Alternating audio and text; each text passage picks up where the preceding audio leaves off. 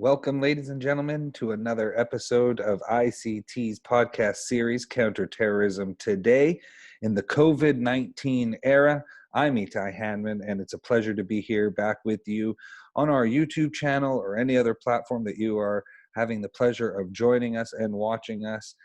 On today's episode, we are extremely lucky to have with us is Dr. Boms. He is a research fellow at the International Institute for Counter-terrorism at the IDC, as well as a research fellow at the Moshe Dayan Center, Tel Aviv University.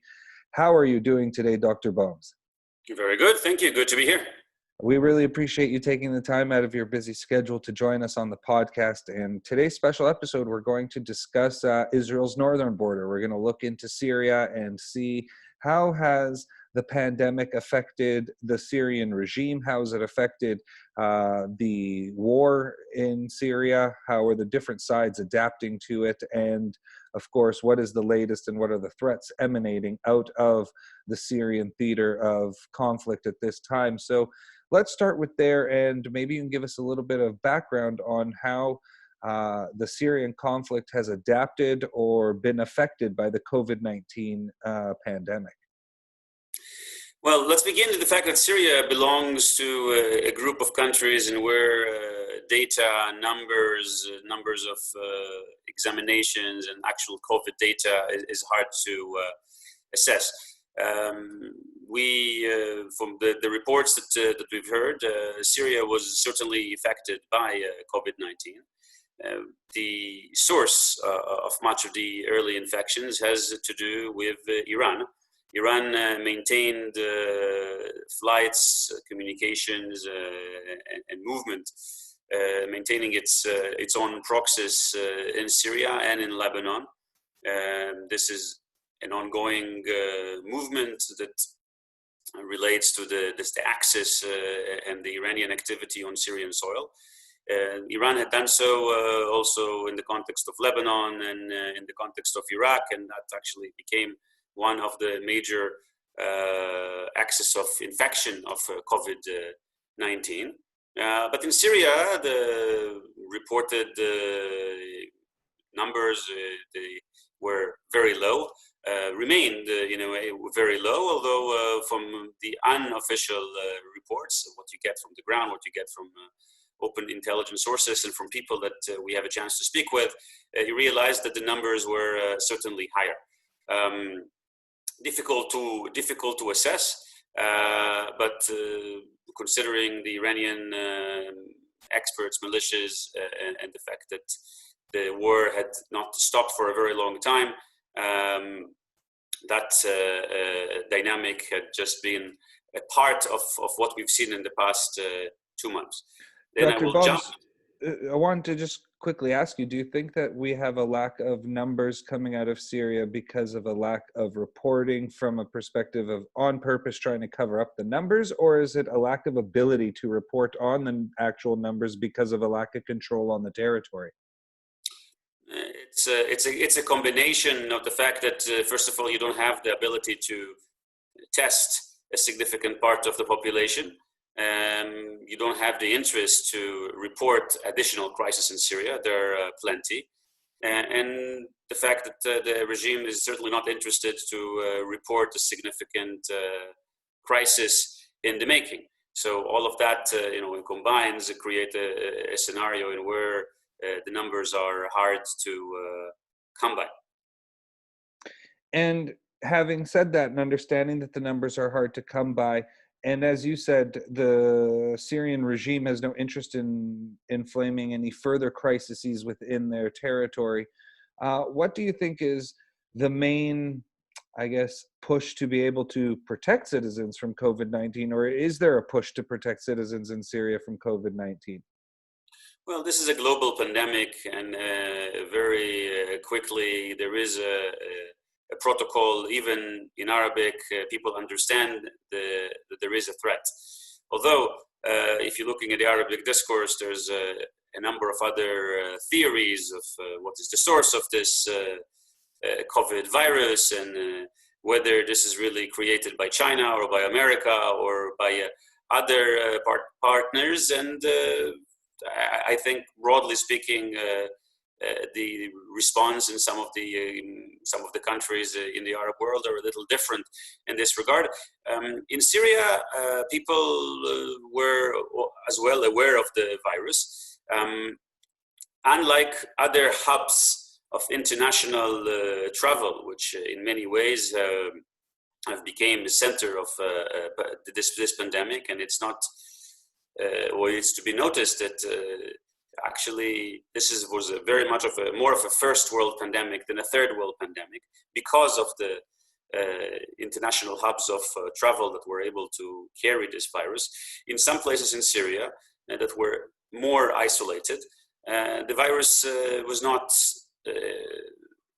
spread so quickly. It spread in the areas where the Iranians who got it from China, because they continue to maintain flights to China, were more active and more involved.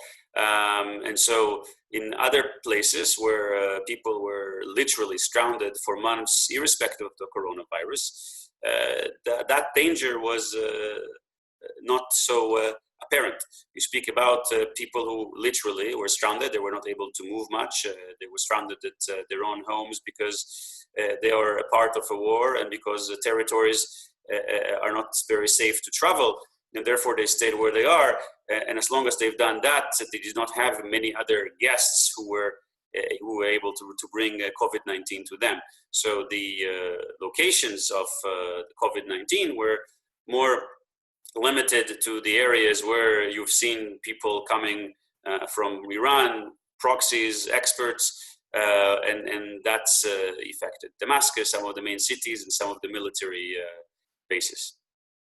And sadly, due to COVID-19, we've also seen a drop off in actual reporting around the world on many other different crises, be it natural disasters, be it wars, be it terrorist attacks. The first world specifically, as you mentioned very aptly, is consumed by the pandemic and what's going on with it. What are governments doing? How are they reacting? When will things start to reopen? But because of that, we've lost a couple of good months of solid reporting on the ground on what is happening inside Syria. Would you be able to give us a little bit of an update on who is currently still fighting in Syria, who has the upper hand, who's involved right now, and what is the actual situation on the ground to the best of your knowledge?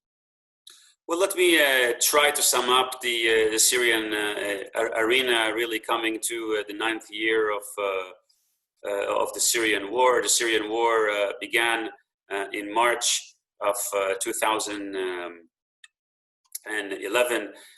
and the following about 8 years of war, there was a moment when we thought that the Syrian war is beginning to be over, but really that opened another chapter of it. After the regime of the president, Bashar Assad, was able to take control with the help of the Russians and the Iranians over the majority of the territories of Syria. But really, when you zoom into this reality, and that's what we have seen before the corona pandemic and still today, you speak about 70% or so of the territory that have a certain degree of effective control of the Syrian forces. And you have about 30% that are not controlled by the regime. These territories are mostly in the north. So if you take the northwest, you have territories controlled by Turkey, and underneath them in the province of Idlib, you have the still stronghold of rebels, mostly Islamist rebels. These were amalgamation of rebels that have gathered from different parts of Syria, different parts of the war zones that were involved in the reconciliation agreement, and they were all brought to the northern part. That territory of Idlib became a little smaller following a number of agreements after the last offensive in January, just really before the COVID crisis erupted. And now you have patrols jointly with the Turks and the Russians, following an agreement that was reached, which is largely kept, but still we see excursions and infighting in that territory as well. The Turks have, following the Operation Peace of Springs, had captured additional territories, and these are taking some of the northern territories of the Kurds, who control with an agreement with the government, but still, and still as a de facto autonomy, still partially protected by the small American presence that remained there, mainly around the oil fields and the Tanef crossing.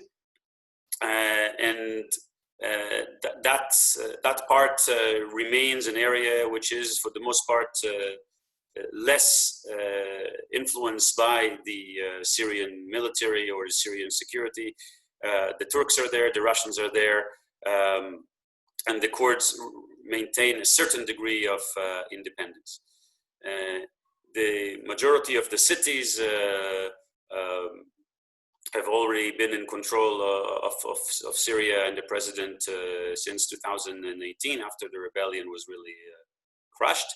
And in the south, you still have some pockets of resistance that we have seen certainly in the area of Dara, a little bit in the area of Quneitra, around the Israeli border. We've seen a renewed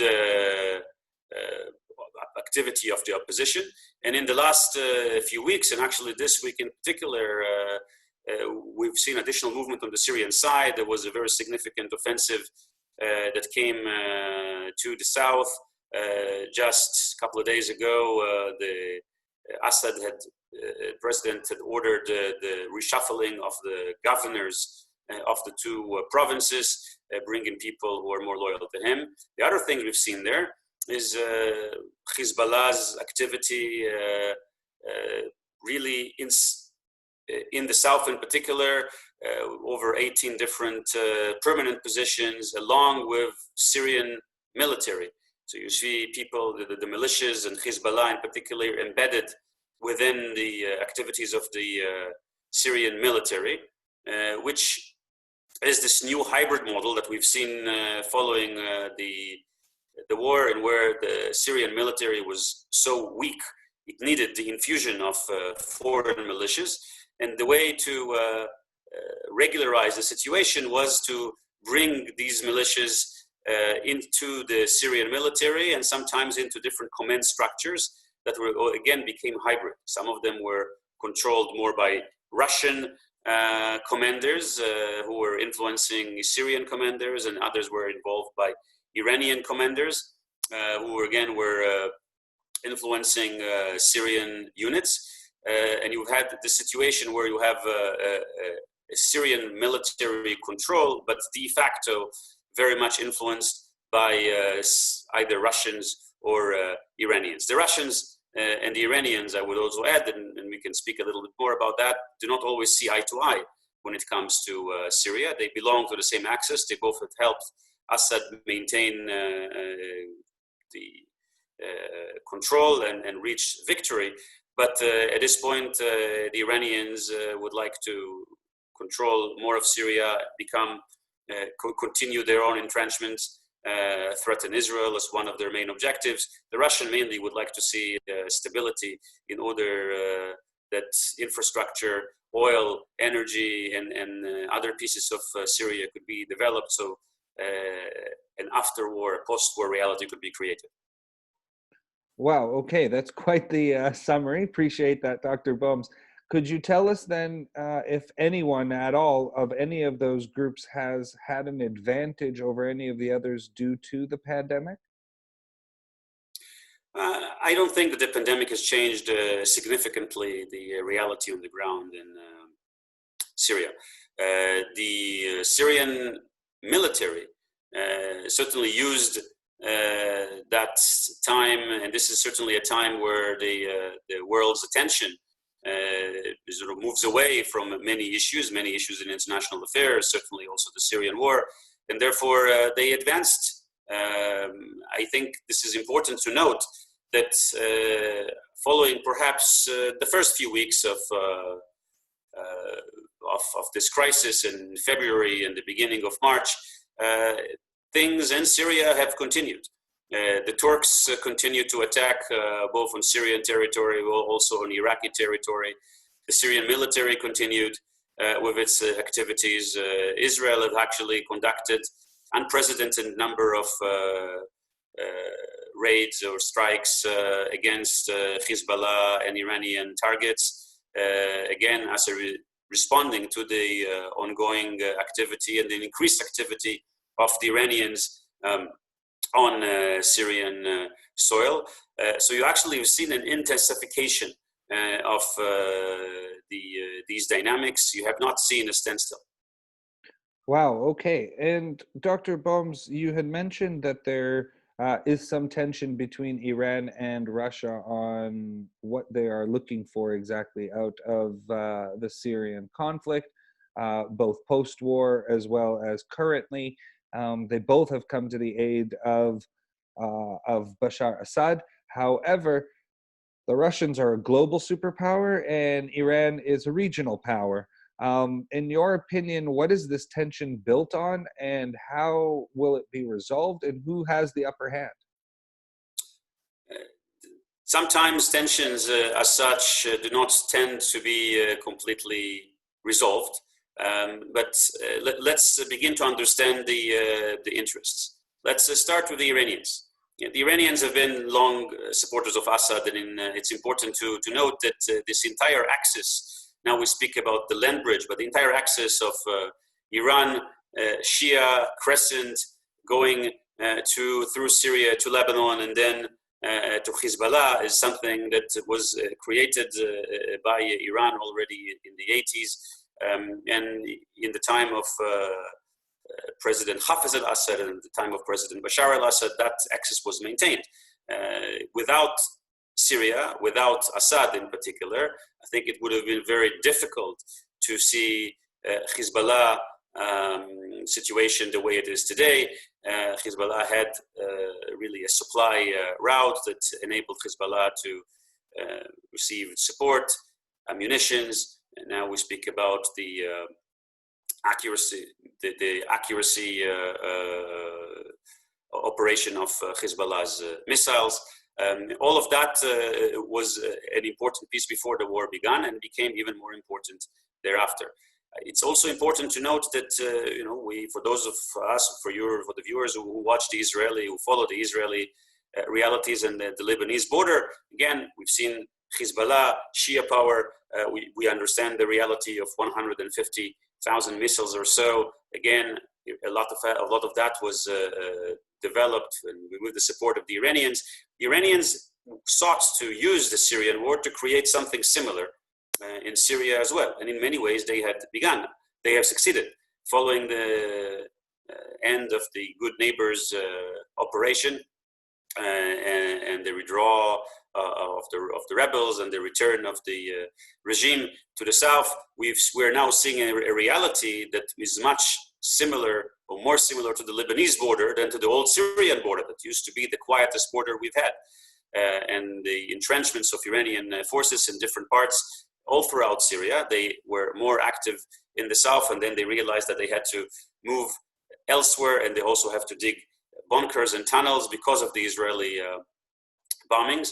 Iran would like to encircle Israel and to create a de facto land bridge and additional influence in Syria, including Tashayyawa, which meaning the attempt to bring the Shia faith, the Shia ideas into the Syrian population. Again, just to remind the viewers here, Syria is largely a Sunni state, about 70%, but controlled by an Alawite sect, which is a type of a Shia offspring, but that's one of the links that enabled the Iranians and the Shia or the Ba'athist Assad family to really maintain these contacts. The Russians wanted something else. Russia was also a patron of Syria. It maintains military presence. It maintained a very important port, which was for them an access to the Mediterranean Sea. When the war began, the Russian had mainly two main interests. First of all, they are a regional power. They are aspiring to be, or as you say, a superpower, or certainly would like to project their influence in the region. Unlike the Americans, who were in the last few years more reluctant to, in some ways, help their allies. If we're looking at the issue of the Kurds, for example, in Iraq, and then thereafter, what we hear about the Saudi criticism, responding the lack of assertive action against Iran. The Russian says, no, we have allies, we have to stick by them. Also, we have interests there, and we want to make sure that these interests will be maintained. We're not going to give them up. The Russians did not want to invest in the same way that the Iranian did. They did not want to invest proxies and groundwork and sending their own people or others. They have done a little bit of that, again, with military companies and proxies like the Wagner Group. But the Iranians have done much more than that. They've sent militias, mainly Shia militias, and they recruited them in different places, not in Iran itself, but really in Afghanistan, in Pakistan, in Iraq. They've sent different militias and mercenaries. The Russians have sent military police, and they've sent a very significant air power. After particularly with the cause of the air power, they were able to tilt the situation. They were trying to come to terms with the Iranians on who is going to control what. At some point, it became clear that there was a conflict here, and the conflict has something also to do with Israel, because on the one hand, the Iranians would like to entrench themselves and to build bases and to maintain their land bridge and bring their own militias.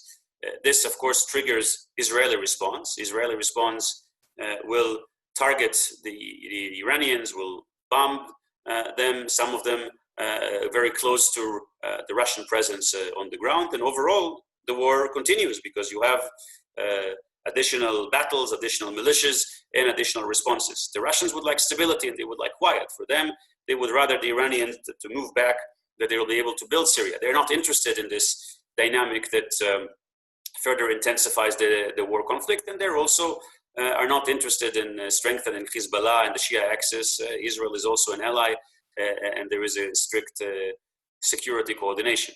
The Russians will not go take the extra step and begin to fight the Iranians. They are taking a bit of they're pleading the fifth, and they're basically playing a little bit of the United Nations in this regard, not even operating their very sophisticated or allegedly sophisticated S-300 or S-400 systems that otherwise could have perhaps targeted the Israeli planes. The Syrians always try to send Pincher or all the missiles that are not able to hit their targets. But the conflict here is that the Russians would like stability. They would like the Syrian war dynamic to ease so that a post-conflict and a reconstruction process will be able to start. The Iranians have not finished that move. They would like to make sure that their influence is maintained in Syria and in Lebanon. And they invest significantly in this regard. This is also why we, even in the time of the COVID crisis, we continue to hear about different conflicts within the Syrian regime itself, different names and ideas that perhaps the Russians now criticize Assad, perhaps they will try to push for another candidate. All of that because they're not sure perhaps that Assad will be able to bring its own country into stability and maneuver between all those proxy and foreign powers that are in many ways are the ones who still maintain the war.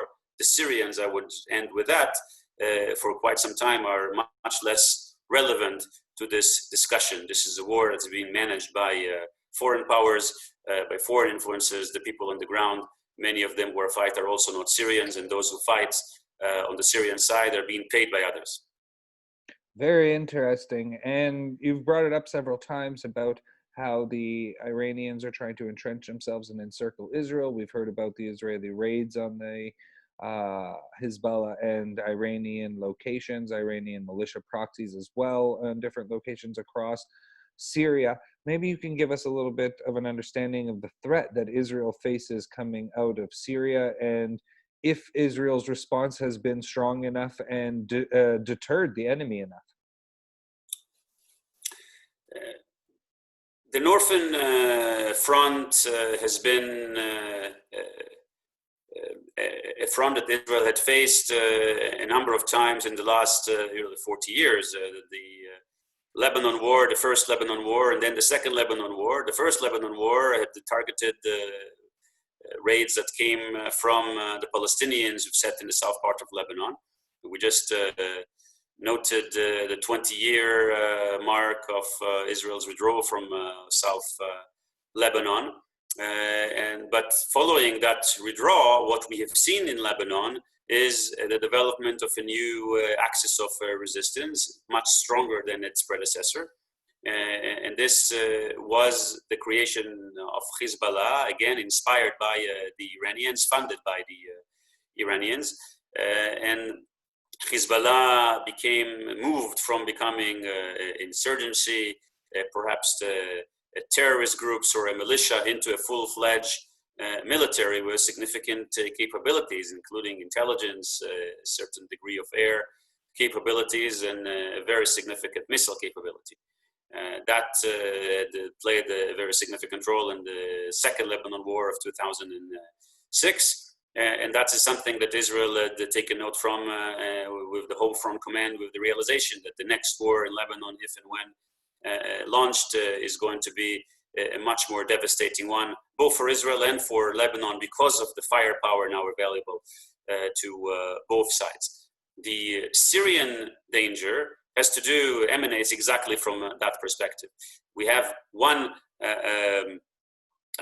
front in Lebanon, but if we have another front in Syria, coming from the Golan Heights and further with more accurate missiles from other parts of Syria, then the danger becomes more significant. And the danger is really threefold. One is the creation of circling Israel with Iranian influence, and they have tried to do that again in Lebanon, now in Syria, and also to a lesser degree also in Gaza. And there is a scenario in where Israel could be targeted by Iranian proxies from three different directions. Second is just the support, financial support, but more so the actual operational support of weapons, and particularly missiles technology that is coming through Syria to Hezbollah, through Syria to Lebanon, and with the circulation in Syria itself. And the last is the coordination of this new militias, creation of new types of Hezbollah forces that turn the Syrian border, that used to be a very quiet, safe border guarded by the Syrian military, and really for about 40 years it was considered the quietest border in Israel, into a Lebanon type of border, much less stable, with very hostile forces on the other side of the border. This is really the danger from Syria, and this is what necessitated Israel to continue to respond, and Israel find itself in a dilemma. For the first few years, when it also operated the Good Neighbors program, it actually had a de facto certain degree of control of a certain part of the southern part of Syria, with more friendly population that Israel had helped in a humanitarian fashion and a little bit beyond.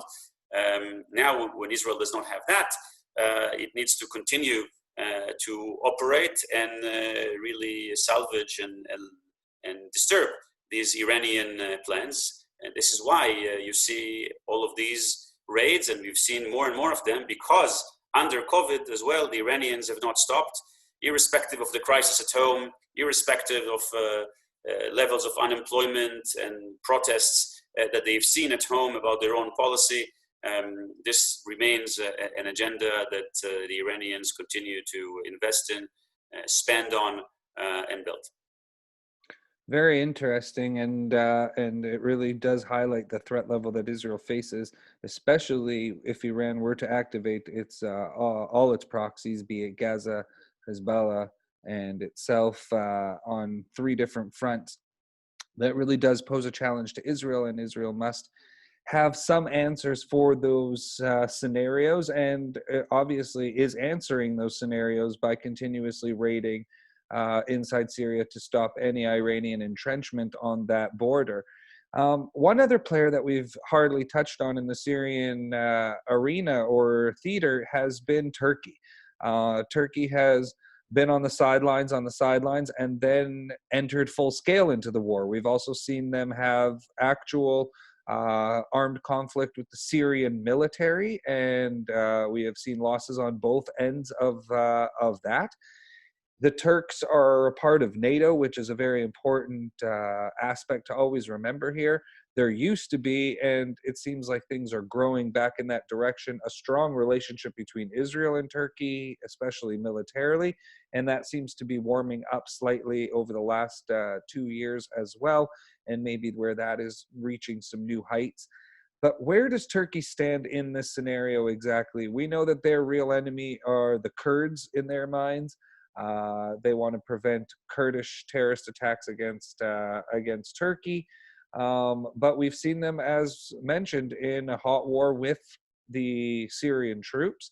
They are a NATO personnel. They are close to Russia, and we have seen the Americans even threaten their NATO ally that they should not be so close to Russia militarily, and to avoid, obviously, any secrets going out, potentially even removing Turkey from the F-35 program because of their involvement now with the S-400 defense system that the Russians are providing in the area.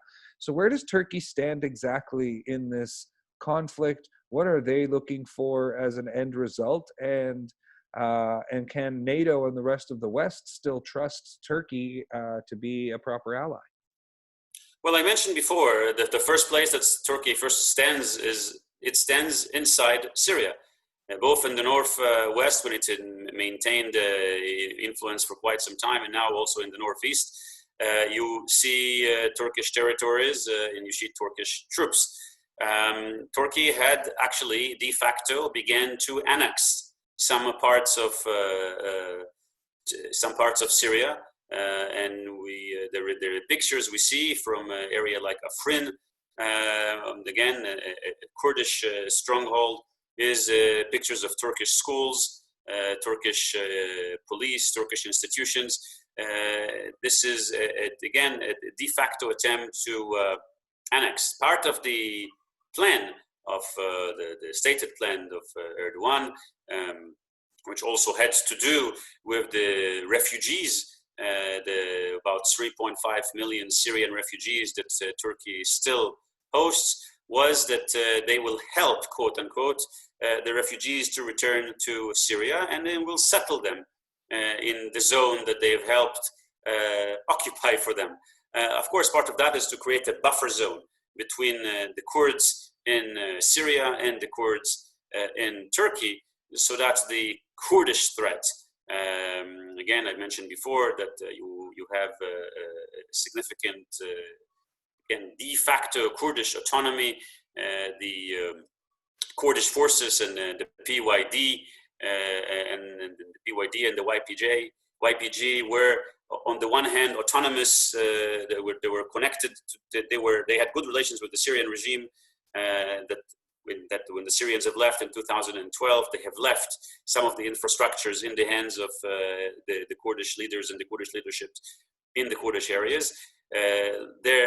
Later, when the Americans got involved, they chose the Kurds as their allies in the war against the Islamic State, and as a result, the Kurds had found themselves slightly better armed, better coordinated, better trained, and they were able to maintain a certain degree of autonomy. This is something that was perceived as a threat to the Turks. They were afraid that the Kurds in Syria, influenced by the PKK, by Abdullah Öcalan's ideology, they tried the rapprochement with Öcalan, who was actually arrested for some time in Syria, and then in 2009 was brought back to Turkey. That did not really work, and as a result, the Turks have came back to the more assertive line against the Kurds. And when they saw that the Kurds are getting stronger in Syria, they began to develop this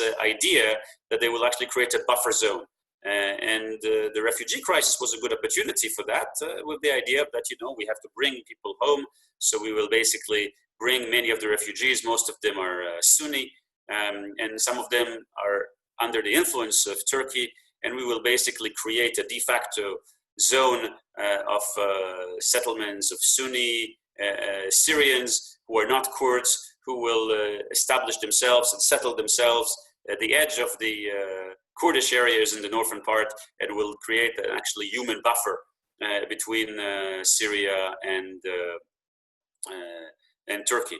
And to go a step further, they've actually decided to occupy some of these territories and literally push the Kurds away, creating additional close to 1 million refugees in the process of the different Turkish operations. And all of that basically had weakened the Kurdish position in Syria, created additional refugee crisis, and the Turks are still there in the area of Afrin, in the area of Asalain, and then now with the agreement are allowed to patrol the territory of Idlib as well, as if they are part and parcel of the Syrian border.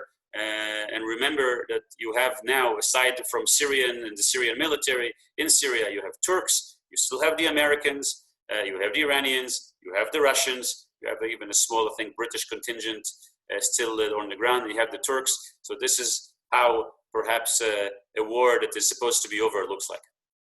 Very interesting. This has been a very enlightening conversation. Dr. Nir Boms has joined us here on the ICT podcast, Counter-terrorism today. For anyone that has been late to the conversation, Dr. Nir Boms is a research fellow at the International Institute for Counter-terrorism. He as well is a research fellow at the Moshe Dayan Center at Tel Aviv University. Dr. Nir Boms, thank you so much for taking the time out of your busy schedule to explain to us the Syrian conflict in the theater of in that theater right now, and understanding the major players and the threats emanating out of the region, and how COVID-19 didn't really affect the area too much, except for the sense of people getting sick and sadly, obviously, dying of a disease that they don't have much ability to get treated for. Dr. Boms, thank you so much for taking the time. Pleasure being here. Have a wonderful day. Thank you very much.